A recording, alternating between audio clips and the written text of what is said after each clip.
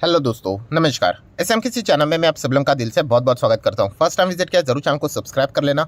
Channel का link ऊपर आई button पे नीचे डिस्क्रिप्शन में मिल जाएगा। सो चलिए दोस्तों, फिलहाल इस वीडियो को स्टार्ट कर लेते हैं।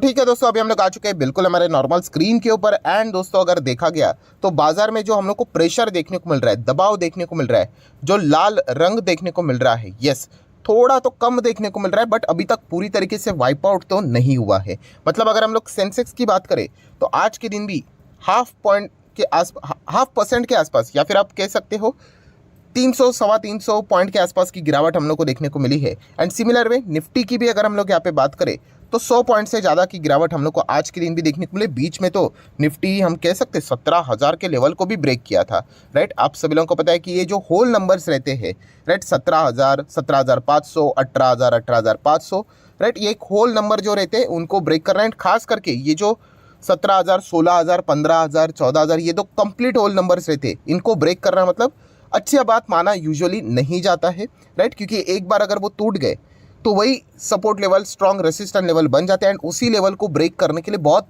मतलब मुश्किल हो जाती है। सो डेफिनेटली बीच में थोड़ा सा हम कह सकते हैं कि पैनिक वाला माहौल कुछ ज़्यादा ही हुआ था, जब 17,000 के नीचे चला गया था बाजार। 16,987 के आसपास हम लोग यहाँ पे कह सकते हैं, राइट। बट चलिए, समहाउ बाजार ने वापस थोड़ा बहुत रिकवरी की, 17,000 के ऊपर तो क्लोजिंग दिखा दी। ये थोड़ी सी मतलब हम कह सकते हैं कि राहत वाली बात आज के दिन तो देखने को मिली है। एनीवेज, सो दोस्तों, एक्सपेक्टेड तो था ही कि आज के दिन भी हमारा बाजार लाल रंग में ही शायद से हो सकता है, बिकॉज जो दुनिया का सबसे बड़ा बाजार है, अमेरिका का बाजार की अगर हम लोग बात करें, कल के दिन तो अगर हम लोग बात करें बहुत ज़बरदस्त सुपर ड्रामा देखने को मिला। सबसे पहले तो जो शुरुआत हुई अमेरिकन बाजार की, कल ज़बरदस्त गैप डाउन देखने को मिला। 285 पॉइंट की गिरावट थी अमेरिकन बाजार में शुरुआत में। एंड जैसे कि मैंने आप लोगों को बताया कि अगर कल अमेरिकन बाजार में अगर जो बाइडेन अगर अपनी स्पीच नहीं देते तो लिटरली कल हम लोग को बहुत बड़ी गिरावट देखने को मिल सकती थी। एंड ऑलरेडी अमेरिकन बाजार 5 दिन में हम लोग को लगभग हम कह सकते थे 1400 पॉइंट गिरा था, राइट, 1400-1500 पॉइंट यहाँ पे गिरा था। एंड शुरुआत ही इतनी ज़बरदस्त हम लोग को पैनिक वाली देखने को मिली थी। वो जो बाइडेन आगे, इसलिए हम कह सकते हैं कि नीचे मतलब 300 पॉइंट से बाजार भागकर निचले स्तर से मतलब ऑलमोस्ट 500 पॉइंट की रैली दिखा दी निचले स्तर से अगर हम लोग काउंट करें। बट स्टिल ओवरऑल प्रेशर इतना है कि जो रिजल्ट निकल कर आया कट करके सब कुछ, वो भी हम लोग को माइनस में ही देखने को मिला। मतलब जस्ट इमेजिन कीजिए कि अगर जो बाइडेन की स्पीच ही नहीं होती तो कल के दिन अमेरिकन बाजार का हालत क्या होता, राइट। मतलब जस्ट शुरुआत में कुछ चंद मिनटों में, 15 मिनटों में 285 पॉइंट की गिरावट थी। सो डेफिनेटली जो बाइडेन ने तो थोड़ा बहुत हम कह सकते हैं कि बाजार को संभालने की कोशिश की, कॉन्फिडेंस देने की कोशिश की, राइट, डिपॉजिटर होल्डर्स को कॉन्फिडेंस देने की कोशिश की, बैंकिंग सिस्टम स्ट्रांग है बताने की कोशिश की। एंड उसी का नतीजा है, हम लोग एटलीस्ट कह सकते हैं कि अमेरिकन बाजार कल इतना ही गिरा। वरना क्या मतलब हालत हो सकती थी हम लोग सोच भी नहीं सकते। आराम से शायद से 1000 पॉइंट भी कल के दिन अमेरिकन बाजार गिर सकता था।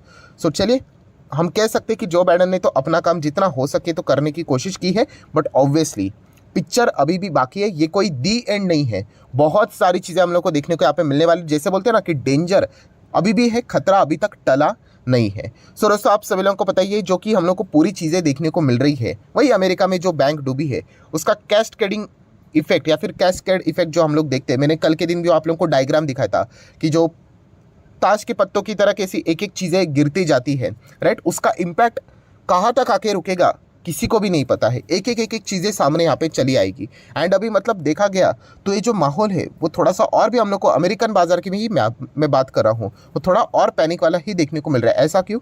तो देखिए, शुरुआत हुई थी एसवीबी से, राइट, ये बैंक यहाँ पे डूबते हुए देखने को मिला।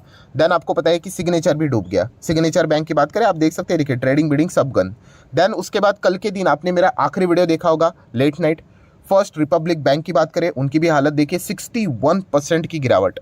बहुत ही ज़्यादा हम लोग को वहाँ पर भी पैनिक का माहौल देखने को यहाँ पे मिल रहा है। यही रीज़न है सब कुछ, जो मैंने आप लोगों को बोला ना, ये कैस्केडिंग इफेक्ट ऐसा ही होता है, हमें पता ही नहीं चलेगा कि कहाँ पे जाके ये चीज़ें रुकेगी। कल की जो मैंने आखिर में 2 एग्जाम्पल बताए थे ना, कल का मतलब फर्स्ट वीडियो देख लेना, उसमें बहुत सारे लोगों को एग्जाम्पल से समझ में आया कि एग्जैक्टली इसका इम्पैक्ट। एंड इसमें वर्स्ट पॉइंट क्या होता है दोस्तों, कि हम उसको डिटरमाइन ही नहीं कर पाएंगे कि वो आखिरी जो मतलब बोलते हैं ना इम्पैक्ट रहेगा, नेगेटिव इम्पैक्ट रहेगा, वो कहाँ तक आके रुकेगा करके। एंड अभी आप देख सकते हो ये तो मतलब अभी एक एक और बैंक्स के नाम सामने आ रहे हैं कि वो भी शायद से वहाँ पे हम लोग को पैनिक देखने को मिल जाए। देन आप देख सकते हो दोस्तों एक और बैंक हम लोग को मतलब ये सारी चीज़ें सामने आते हुए देखने को मिल रही है। ये देखिए इसमें भी 47% की गिरावट हम लोग को फिलहाल तो मतलब कल के दिन के हिसाब से अगर मैं बात करूँ तो देखने को मिल रहा है। आप 5 दिन का चार्ट पैटर्न देखिए कैसे नोज डाइव देखने को यहाँ पे मिल रहा है।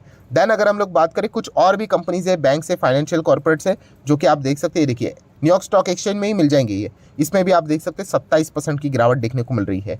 शुरुआत में तो ये गिरावट और भी डेंजरस थी, आप चेक कर सकते हैं निचले स्तर से 50% से ज़्यादा की रिकवरी हुई है, वरना ये गिरावट मतलब ये 27% नहीं थी, यहाँ पर भी आप लोगों को 60-70% की गिरावट देखने को मिल रही थी।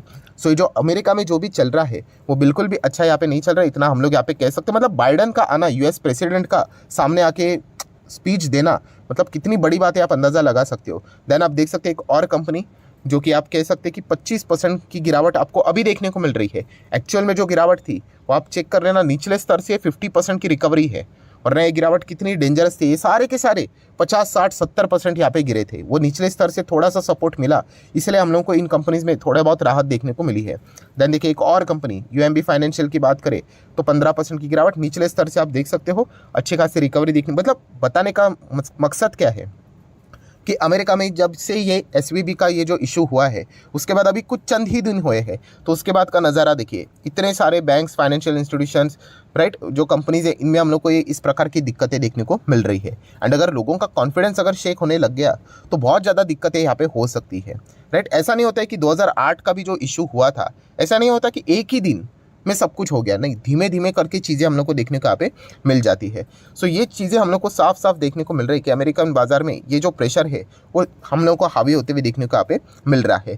देन अगर देखा गया दोस्तों तो इसका इम्पैक्ट हम लोगों ने देखा नज़ारा टेक जैसे कंपनीज, मतलब जितने भी स्टार्टअप है, अगर हम लोग इंडिया की बात करें, राइट, नज़ारा टेक की जो 2 सब्सिडरीज है उनका पैसा अटका लगभग 62-64 करोड़ के आसपास, तो वो भी कोशिश कर रहे हैं लोगों को बताने के लिए कि ज़्यादा इम्पैक्ट नहीं आएगा।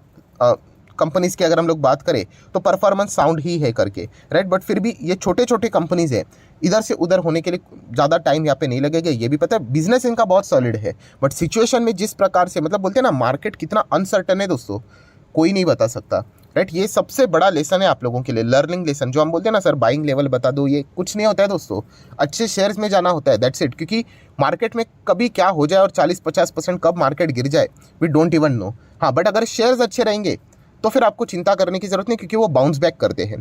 तो इसलिए मैं हमेशा आप लोगों को अच्छे शेयर्स ही स्टडी करने के लिए देता हूँ। बाकी बाइंग लेवल लिटरली दोस्तों बिलीव मी एक टाइम पास वाली चीज़ है, क्योंकि कोई गारंटी नहीं कहाँ से कहाँ। मैंने आपको कितनी बार बताया कि राकेश झुंझुनवाला सर ने भी शेयर खरीदा था 90 रुपये के आसपास, 2 दिन के बाद वही स्टॉक 40 रुपये, 40-50 रुपये के आसपास आया था, राइट। बताओ, अभी आरजे सर के पास मतलब पूरा इन्फॉर्मेशन था, फिर भी उन्होंने खरीदने के बाद ही 2 दिन के बाद स्टॉक कैसे गिरा, राइट। तो क्यों? क्योंकि कोविड जैसी चीज़ें हुई थी, अनसर्टेनिटी दोस्तों, हम बता ही नहीं सकते मार्केट में क्या हो सकता है क्या नहीं हो सकता, आप सोच भी नहीं सकते आने वाले 4-5 दिन में क्या हो सकता है।